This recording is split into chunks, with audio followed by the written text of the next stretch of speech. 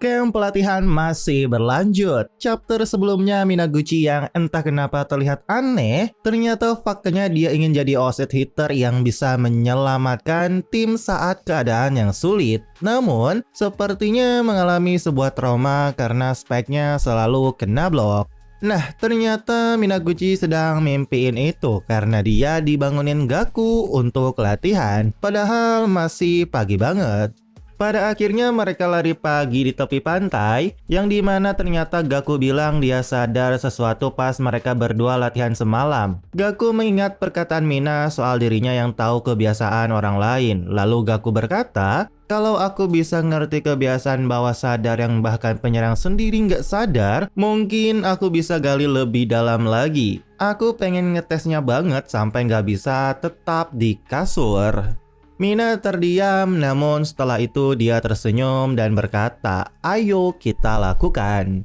Gaku dan Mina pun latihan berdua di tepi pantai. Lalu Gaku berkata dalam hatinya, apa yang mau ku coba ini bakal berhasil atau tidak, aku juga belum tahu. Melihat Gaku yang tersenyum sangat bahagia, hal itu membuat Mina juga tersenyum. Nah, pas mereka pulang, ternyata mereka masih dapat hukuman buat bikin sarapan. Tapi lucunya, karena Komori masih tidur, Mina nggak nganggap Gaku ada. Karena ya Mina pikir Gaku bakal ribetin.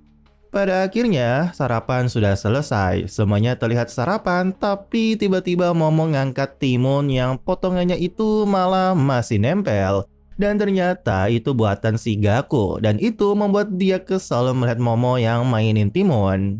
Lalu yang nambah Gaku kesel, Momo bilang dia nggak bakal kena hukuman karena faktanya pasangan Momo dan Kapten belum kalah sekalipun. Lucunya lagi ada yang kesel banget dari perkataan Momo, yaitu Mina yang pengen mukul banget.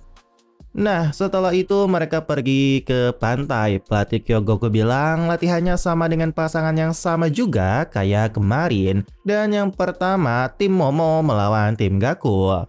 Minaguchi manggil Gaku, dia bilang, aku ambil depan jadi kau tetap di belakang terus. Utamain apa yang pengen kau lakukan, kalau mau ngalahin Momota jangan lepasin mata dari dia. Dan habis itu dengan badas Gaku sangat fokus. Di pertandingan ini bakal kurebut kebiasaan bawah sadarnya Momo. Terlihat bola servis dilakukan Mina ke arah Momo, dan yang paling gokilnya Gaku terus melihat gerakan Momota dan mencoba membacanya. Gaku beneran menganalisa semua gerakan Momota dari receive sampai memukul spike. Gaku pun langsung bergerak ke arah yang dia prediksi. Akan tetapi kocaknya Gaku malah salah total membaca karena Momo memukul ke arah sebaliknya. Nyoba pakai logika buat sesuatu yang biasanya aku lakuin pakai refleks ternyata nggak berhasil. Apa prediksiku terlalu dangkal? Pada akhirnya Gaku beneran terus gagal terus gagal dengan mengandalkan prediksinya. Lalu pada akhirnya Gaku beneran tidak bisa melakukannya sampai pertandingan berakhir dengan kekalahan. Gaku beneran terdiam nunduk, membuat Minaguchi pikir Gaku pasti depresi, sama sepertinya yang membuat trauma masih terus berlanjut. Semangat atau hiburan di saat kayak gini sih nggak terlalu membantu sama sekali. Lalu Minaguchi pun manggil Gaku, tetapi Minaguchi shock terkejut karena Gaku terlihat fokus sangat seram sambil bergumam sendiri. Setelah hari kedua berakhir, lucunya pas makan yakisoba, Mina berkata ke Gaku, cepetan makan habis ini rapat strategi, dan itu membuat Gaku sampai tersedak.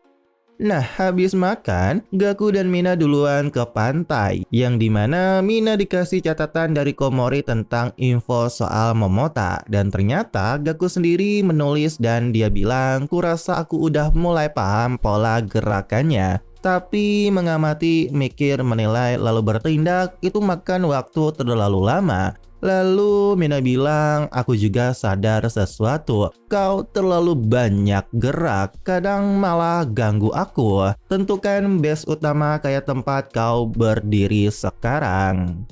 Seketika Gaku terkejut dan melihat luasnya lapangan, yang dimana lucunya Gaku gerak ke kiri ke kanan, lalu dia nunjuk sesuatu, sebuah mercusuar. Dan dia bilang itu sesuatu yang cuma bisa kulihat dari tempatku berdiri, patokan buat base utamaku. Kalau begitu, ada satu hal lagi yang mau ku bahas. Mina yang melihat Gaku, dia tersenyum dan mereka pun mulai terus berbincang. Nah, akhirnya latihan dimulai dan waktunya juga tim Gaku melawan tim Momo. Terlihat Nagao melakukan servis dan berhasil diangkat oleh Mina, tetapi sayangnya spike kencang Mina berhasil diangkat oleh Momota. Nah, disitulah Gaku terus menatap mercusuar. Sekarang yang tersisa cuma menahan spike Momota. Tapi ya Gaku gak langsung berhasil, namun yang membuat semuanya terkejut dan bingung karena Gaku malah gak gerak sama sekali. Bahkan di spike Momo selanjutnya, Gaku beneran gak gerak lagi dan lagi. Bahkan sampai mereka tertinggal 7-14 di match point tim Momo. Mina juga sadar mereka sudah batasnya. Namun dia ingat pas bicarain taktik dengan Gaku sebelumnya, di mana Gaku bilang, "Aku udah nemu kalau aku tetap di satu tempat, aku bisa lebih sadar sama perubahan di sekitarku." Itu ada tepat di penyerang, yaitu antena. Pertama, aku pasang posisi tubuhku pakai mercusuar sebagai patokan. Lalu, aku pasang arah pandanganku pakai antena di sisi penyerang sebagai sumbu. Kalau aku lakuin itu, aku bisa membandingkan penyerang dengan garis lurus antena, sudut tubuh, posisi lengan, tinggi, jarak. Kalau aku bisa langsung lihat kebiasaan hitter, aku bisa jauh lebih cepat menuju jalur bolanya. Tapi aku harus rela kasih beberapa poin buat bikin perbandingannya. Lalu Mina menghela napas berkata, "Aku bakal balikin semua poin yang kau gagal. Bilang kalau analisismu udah selesai dan setelah itu kau harus angkat semuanya."